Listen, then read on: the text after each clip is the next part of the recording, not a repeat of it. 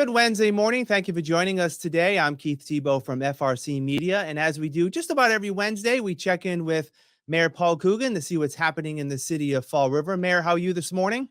Doing fine, Keith. How about you? Good. Big late afternoon for you yesterday. You presented your annual State of the City address, the fourth time you've had the honor of doing that before the school committee and city council. Let me just first ask you, how do you think you did? I don't know. I have a real tough time grading myself on those.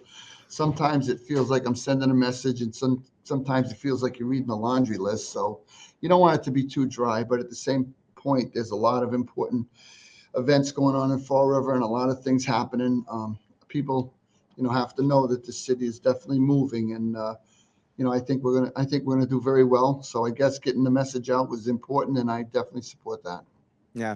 One of the big you touched upon a lot of things: finances for the city, public safety, tourism, jobs, the housing situation, which of course is first and foremost for a lot of people in Fall River. I want to spend a few moments on education. As we've talked about before, the city of Fall River is expected to receive some extra funding, $20 million for local schools, and in conjunction with that, we've talked about this as well. When the state gives more money, the city is asked to kick in more money, and that impacts the city budget year in and year out. You're actually asking for the state legislature to approve, if approved by the council, a home rule petition, which will help the city out in its share of paying for education. Talk about how that came about and how it could help the city. Well, you look at what goes on in the schools, and again, these are just things that have been in place for a long time, and I'm looking at them, and they don't make sense to me. You look school transportation, to try to keep it basic for everybody. School transportation is paid for by the city, but it's monitored and maintained by the schools. Thank God we don't want to do that, but they have their own transportation department. They pick the routes, they assign the buses, they do that, and they hand us a bill. Now, to me, that's 100% for the schools, but I can't deduct it under what they call net school spending, which is the amount of money the city has to kick in to fund the schools.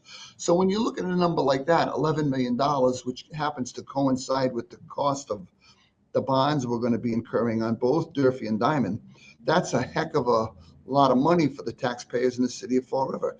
If they would allow us to use that money as net school spending, the city would definitely take a couple of steps up.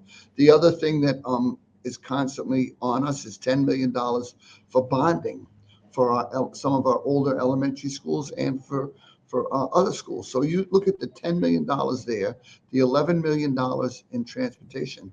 To me, those are school functions. And the technical parts of net school spending.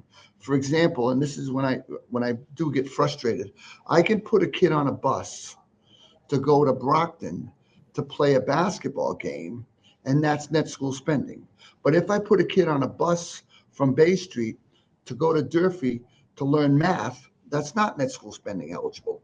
And I'm like really torn by the values that the education, the DESE puts on some of these things. I have no idea why athletics is net school spending eligible, but learning math, English, and science is not.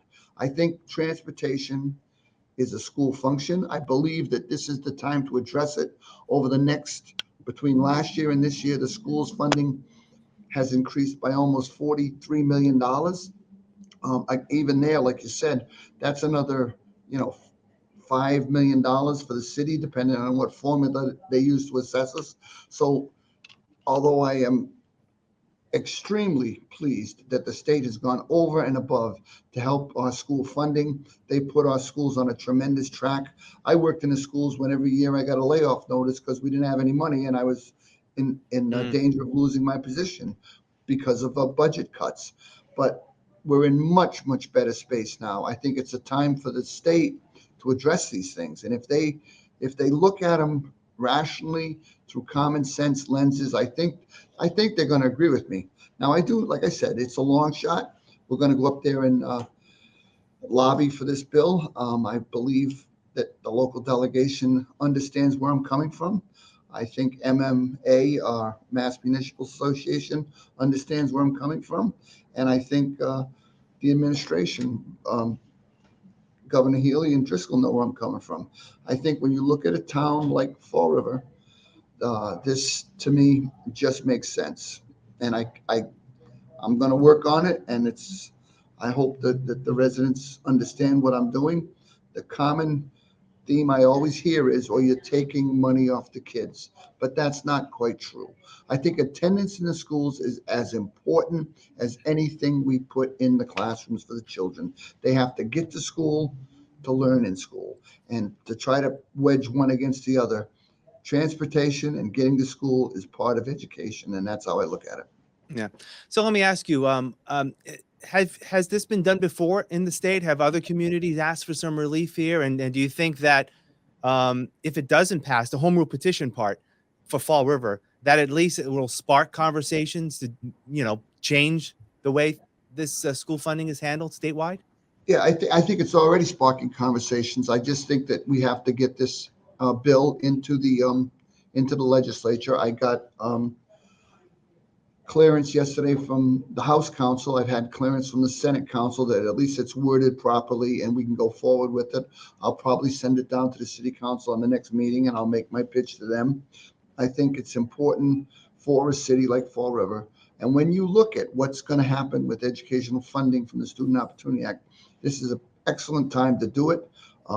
We're in a tremendous financial position. We're at the point where we can't. We're still doing our school committee meetings in March, talking about how many people we're hiring now, and we've been trying to hire them since September. So it's very difficult to bring in the amount of staff that this funding would generate. So at the same time, I think there's ways to do this to make the city much more financially viable. Yeah. You mentioned Durfee and Diamond, the new schools there. Diamond just starting work. Of course, the new Durfee been around now for its second academic year. The city is starting to pay the bill, has been for the new Durfee. This coming fiscal year, the city will be billed by Diamond for the beginning of that project. You mentioned last night in your State of the City address that you'll be using ARPA funding again to help offset the costs for city residents. I know that won't last forever, but at least it's a good start to give people some relief, right? Yeah, I mean, we did this last year. We cut the Durfee bill in half. Again, that was approved by the voters. But if we can give them a little bit of a break, we might as well spread some of the money directly back to the homeowners. I have no problem with that. The bill coming on for Diamond is like for the first bonding amount, and we're going to be on the phone with Diamond to make sure we get the amount they want from us this year, but we're going to have to be responsible for those bills. But again, in our conversations last night with the legislators that were there and the state auditor, these are things that are coming to the forefront extremely quickly. There's a bunch of issues going on with some of the vocational construction projects across the state, Diamond being one of them. But again, we're committed to getting this done, and we're going to work with the state, the Diamond School Committee, the local school committee, and move this forward. Yeah. Finally, I want to talk about some good educational news. Last Friday, you were at Talbot Middle School for the unveiling of one of 4 innovative learning labs. The community has received funding from Verizon to help staff and put the equipment in those learning labs. And there's 3D printing, there's artificial intelligence going on. It's another good step for our students to learn emerging technologies. And that was great to see. Oh, it's tremendous. I looked through those headsets a little bit myself, and I just can't believe how far education has come, as opposed to the days when you were looking at pictures in a book or a frog in a tray. You literally can see how a heart works from almost every angle, and it is amazing. And I got to thank Verizon for stepping up and helping us with this. You could tell the kids were engaged. It's the kind of hands-on learning that goes on in a lot of our schools now.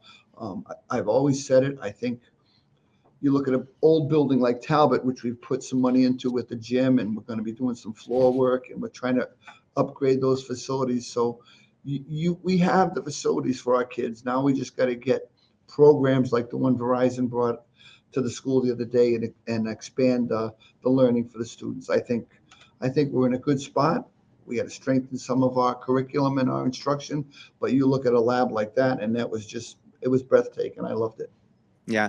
And just to be clear, there's a total of 4 in the city. We Oh, I mentioned know. Talbot, also at Henry Lord, Cuss, and the Doran School getting similar labs. So it's a great I've opportunity only for, been to of all levels, right? I've been to one, Keith, so I'll have to get down and see the others. But if they're like that one, it was impressive. Yeah, absolutely. All right, Mayor Paul Coogan, as always, thank you for your time. We'll talk again next week. Take care. Okay, thanks, Keith. All right. And thank you for joining us here on FRC Media. I'm Keith Tebow. Have a great week.